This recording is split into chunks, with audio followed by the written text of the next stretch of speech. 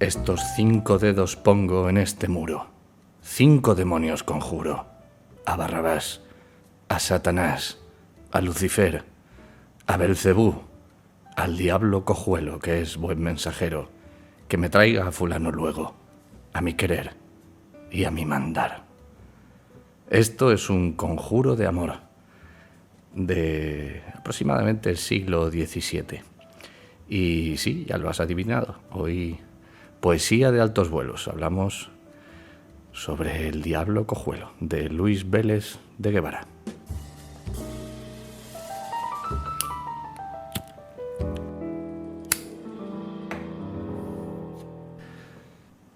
Yo soy las pulgas del infierno, la chisme, el enredo, la usura, la moatra.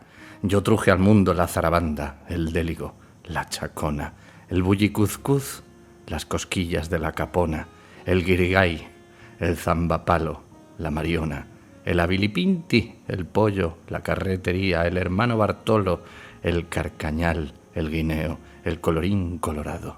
Yo inventé las pandorgas, las jácaras, las papalatas, los comos, las mortecinas, los títeres, los volatines, los saltambancos, los maese corales y al fin yo me llamo el diablo cojuelo.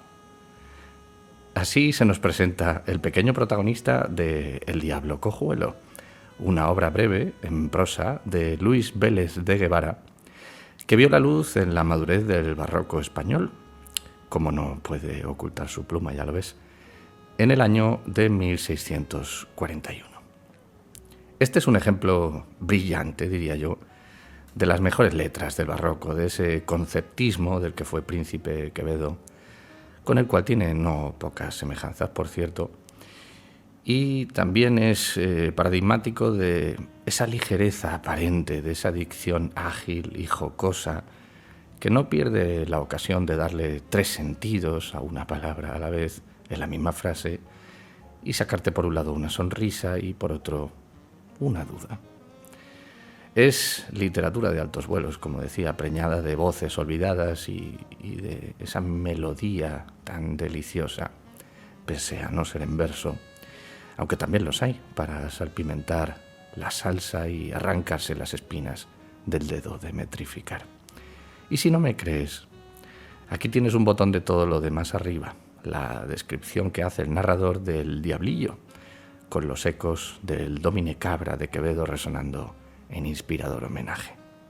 Dice así: y volviendo los ojos al suelo, vio en él un hombrecillo de pequeña estatura, afirmado en 2 muletas, sembrado de chichones mayores de marca, calabacino de testa y badea de cogote, chato de narices, la boca formidable y apuntalada en 2 colmillos solos, que no tenían más muela ni diente los desiertos de las encías.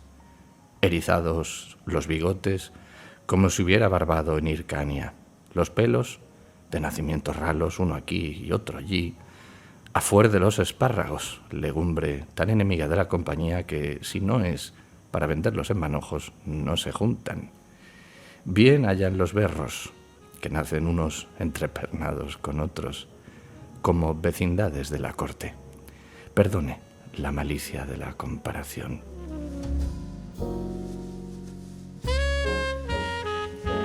Como ves, era hombre de orden y educado, y a la mínima ocasión no pierde la oportunidad de meterle el dedo en el ojo a la corte. Le hace a los políticos y poderosos que andan enredando en Madrid para tormento de la gente de bien. La similitud con Don Francisco, por cierto, la cita explícitamente en medio de la obra, como es propio de gente agradecida y humilde.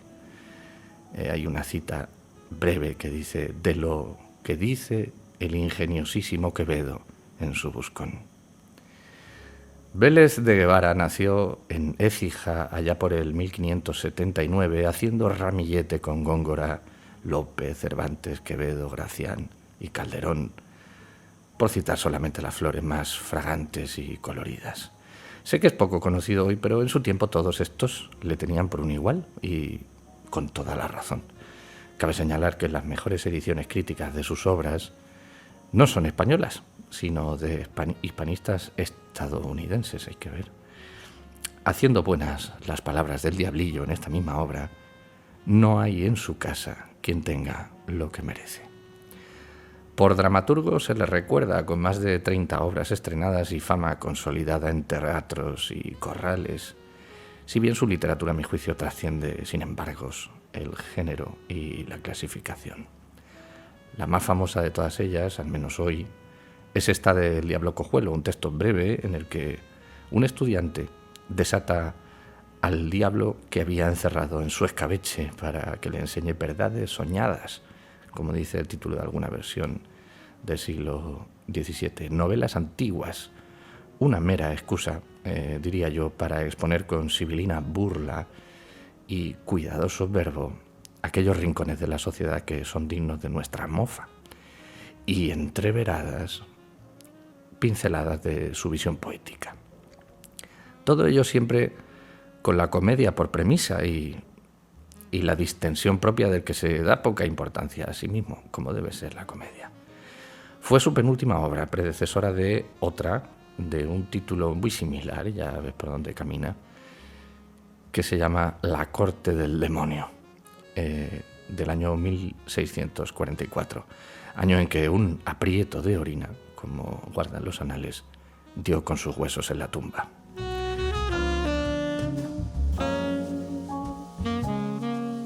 Acerca de la locura, ya que me lo preguntas, tiene a bien regalarnos unas chanzas cuando el diablillo lleva al estudiante a visitar una casa pintada por fuera de instrumentos vulgares, a cuyas voces uno no puede dejar de sorprenderse y reírse de tan pintorescos y vulgares, amén de desconocidos. A ver si conoces alguno de estos. A lo mejor de oídas sí, pero no los habrás visto mucho. Sonajas, gaitas zamoranas, cencerros, ginebras. ¿Qué demonios era una ginebra? Pandorgas, caracoles o castrapuercos. El castrapuercos es un silbato desusado, ya, a base de canutillos, al estilo de la zampoña, que usaban los capadores para anunciarse. A lo mejor recuerdas desde más cerca un instrumento muy parecido que usaba el afilador, y aún se oye de vez en cuando en algún pueblo. Le dice el diablillo: esta es la casa de los locos, que ha poco que se instituyó en la corte, entre unas obras pías que dejó un hombre muy rico y muy cuerdo, donde se castigan y curan las locuras que hasta ahora no lo habían parecido. Ya ves con qué inquietante familiaridad suena el castigo de esas locuras que hasta ahora no lo habían parecido, ¿verdad? Dentro había, entre otros locos, y cito textualmente, un ciego enamorado, ciego, que está con aquel retrato en la mano de su dama y aquellos papeles que le ha escrito, como si pudiera ver lo uno ni leer lo otro, y da en decir que ve con los oídos.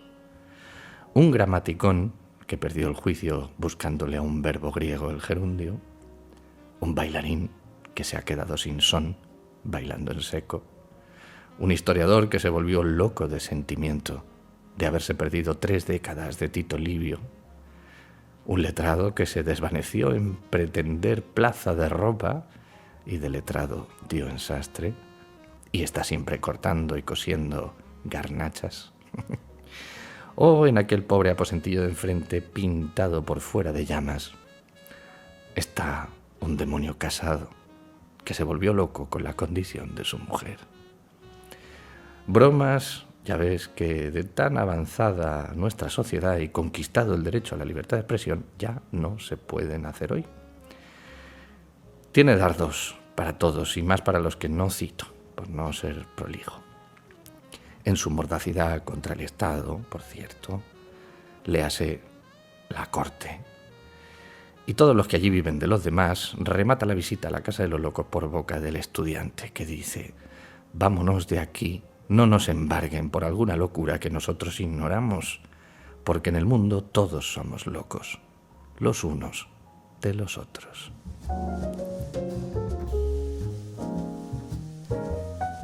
En esta línea desilusionada con la gente de la cosa pública, los poderosos y vividores del trabajo ajeno, tiene un pasaje ácido y despiadado.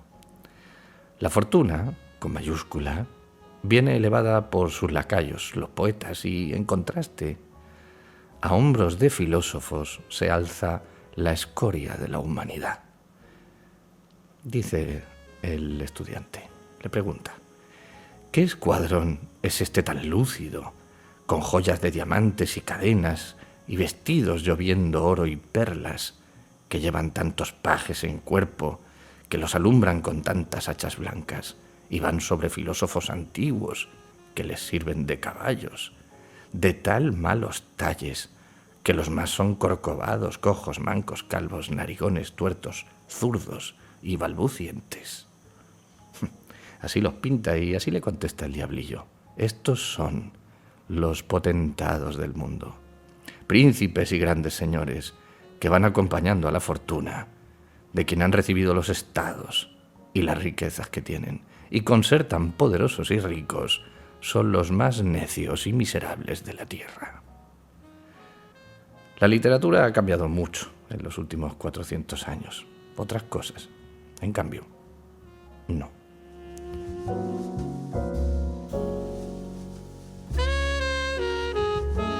Como te decía al principio, Vélez de Guevara tiene la pluma bien preparada para la poesía.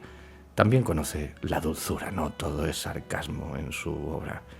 Y si no, mira esta preciosa descripción de las galas de una dama, con ese campo semántico de sastres y tejedores ya perdido, que hace la delicia de los románticos como yo, donde uno se pierde descubriendo cómo era cada una de esas hermosas prendas.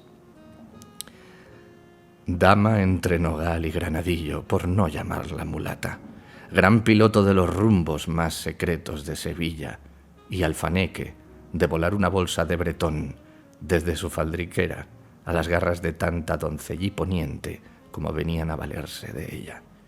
Iba en jubón de Holanda blanca acuchillado, con unas enaguas blancas de cotonía, zapato de Ponleví, con escarpín sin media, como es usanza en esta tierra entre la gente tapetada, que a estas horas se subía a su azotea a tocar de la tarántula con un peine y un espejo que podía ser de armar.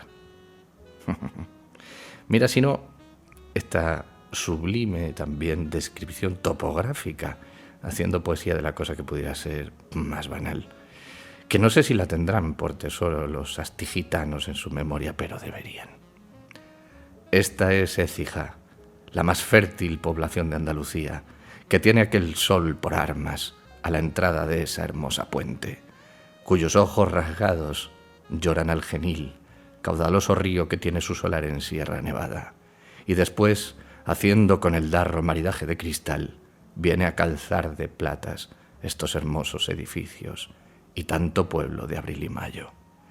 De aquí fue Garci Sánchez de Badajoz, aquel insigne poeta castellano, y en esta ciudad solamente se recoge el algodón, semilla que en toda España no nace, además de otros 24 frutos, sin sembrarlos, de que se vale para vender la gente necesitada.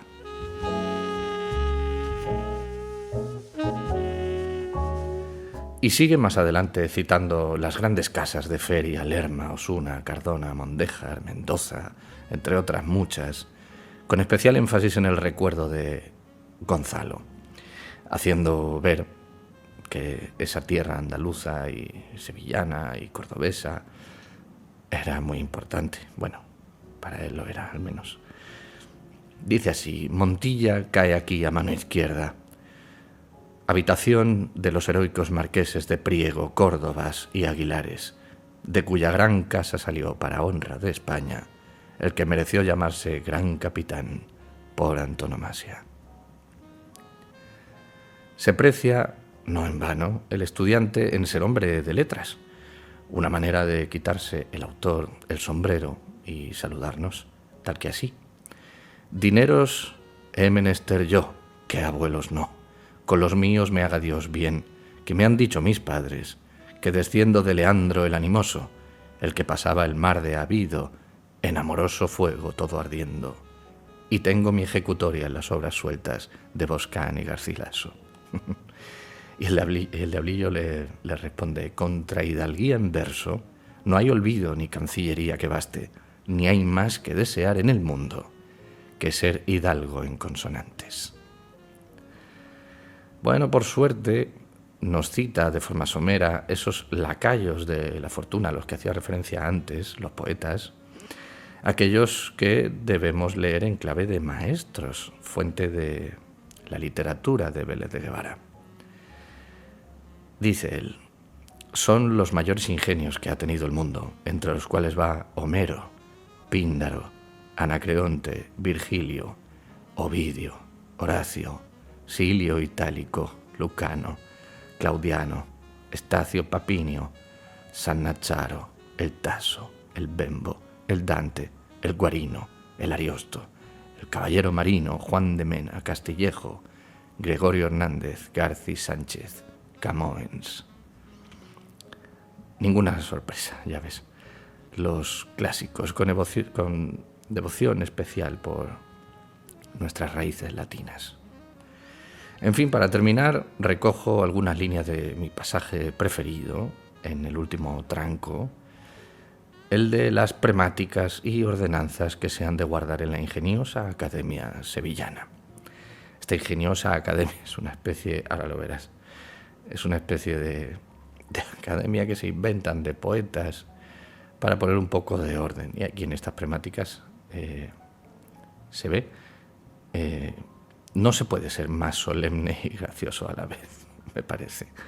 Empieza con una oración en plan litúrgico, engolada y campanuda al dios Apolo, y de ahí va descendiendo hasta el desorden más descojonante. Te cito el principio y algunos de los ítems más breves y divertidos para no deshacerte la magia de leerlo del original. Don Apolo, por la gracia de la poesía, rey de las musas, príncipe de la aurora, conde y señor de los oráculos de Delfos y Delo, duque del Pindo, archiduque de las dos fuentes del Parnaso y marqués de la fuente cabalina, etc. A todos los poetas heroicos, épicos, trágicos, cómicos, ditirámbicos, dramáticos, autistas, entremeseros, bailinistas y villancieres y los demás de nuestro dominio, así seglares como eclesiásticos, salud y consonantes. Sepades, como advirtiendo los grandes desórdenes y desperdicios con que han vivido hasta aquí los que manejan nuestros ritmos, y que son tantos los que, sin temor de Dios y de sus conciencias, componen, escriben y hacen versos, salteando y capeando de noche y de día los estilos, conceptos y modos de decir de los mayores, no imitándolos con la templanza y perífrasis que aconsejan Aristóteles, Horacio y César Escalígero y los demás censores de nuestra poética, que nuestra poética advierten, sino remendándose con centones de los otros y haciendo moatras de versos, fullerías y trapazas. Y para poner remedio en esto, como es justo, ordenamos y mandamos lo siguiente. Y aquí empiezan los ítems de lo más desternillante.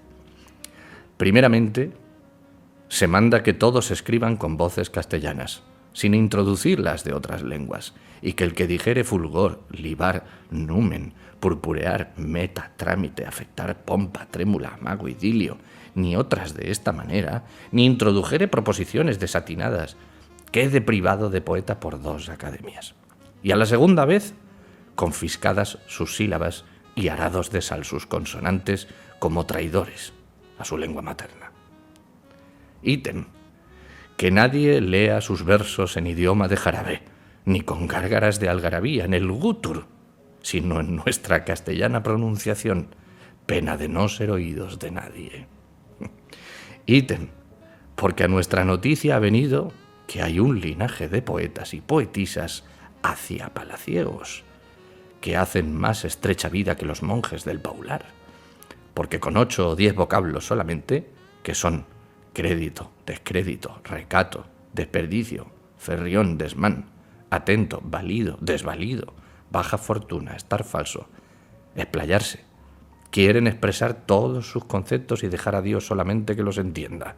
Mandamos que les den otros 50 vocablos más de ayuda de costa, del tesoro de la academia, para valerse de ellos, con tal que, si no lo hicieren, caigan en pena de menguados y de no ser entendidos, como si hablaran en vascuence.